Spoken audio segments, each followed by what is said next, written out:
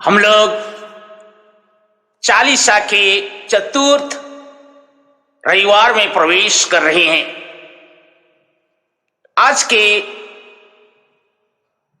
तीनों पाठ हम प्रत्येक जन को ईश्वर की असीम प्रेम और उसकी दया करुणा की व्याख्या करता है।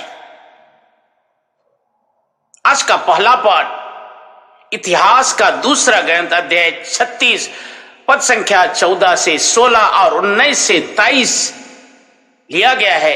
कहता है कि इस्राएली लोगों के पाप और विद्रोह के बावजूद भी ईश्वर उनको प्यार करना नहीं छोड़ा।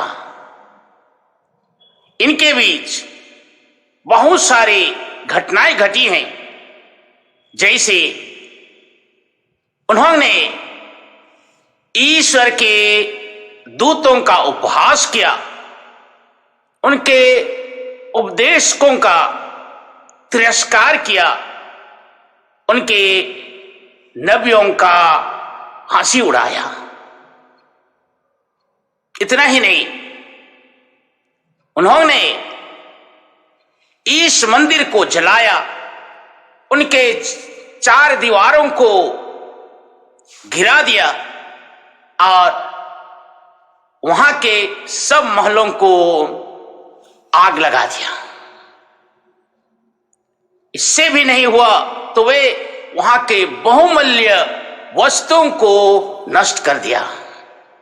तलवार के घाट से बचे हुए लोगों को बाबुल के निर्वासन के लिए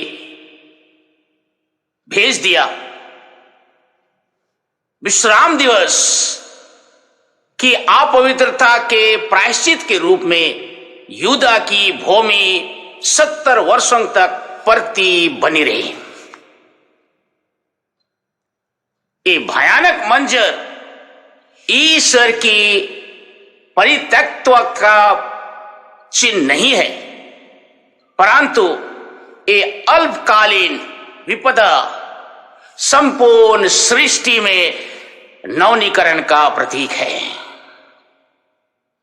पहला पाठ बताता है कि फारस के राजा सिरूस ने यरूशलेम मंदिर को बनवाने का आदेश दिया, जो उनके भीतर आशा की किरण जगाई।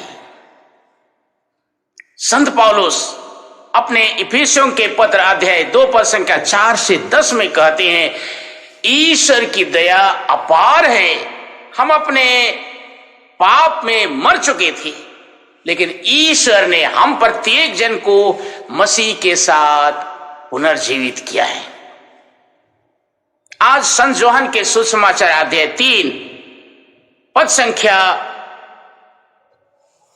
14 से 21 बताता है कि ईश्वर ने संसार को इतना प्यार किया कि उसने उसके लिए अपने एकलौते पुत्र को अर्पित कर दिया, जिससे जो कोई उसमें विश्वास करे उनका सर्वनाश ना हो, बल्कि अनंत जीवन प्राप्त करे।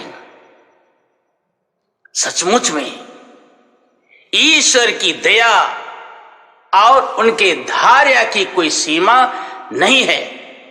पहले पाठ में हृदय विदारक घटना घटने के बावजूद भी ईश्वर यरूशलेम मंदिर और यरूशलेम शहर का पुनर्निर्माण करना चाहता है।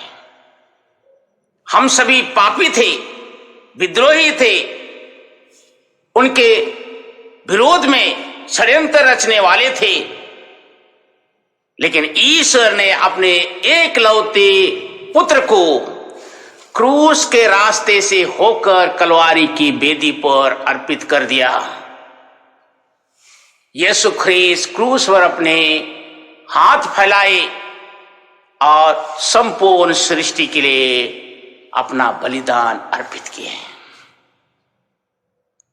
एक बात ख्याल करने की है आज कि नए विधान की प्रजा ये सब जानते हुए भी, मानते हुए भी, पढ़ते हुए भी, शिक्षित होकर भी प्रकाश की अपेक्षा अंधकार को ज्यादा प्यार करती है। इस संसार में यीशु के रूप में प्रकाश आ गई, ज्योति आ गई है, लेकिन लोग अंधकार को ज्यादा प्यार करते हैं। हमारे जीवन में किसी न किसी रूप में भी अंधकार का छायांश है ही।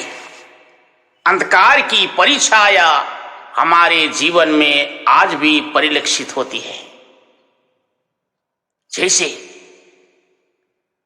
धार्मिक रूढ़िवाद, सामाजिक उन्मुक्ता, नशापान, ड्रग्स, जुआ, अश्लील फिल्मों का लत और वासना के वशीभूत होना, ये हमारे जीवन के अंधकार का प्रतीक है। लेकिन हम में से अधिकांश लोग आंख बंद कर देते हैं और कहते हैं ये सब हमारे जीवन में नहीं है, नकारने की चेष्टा करते हैं।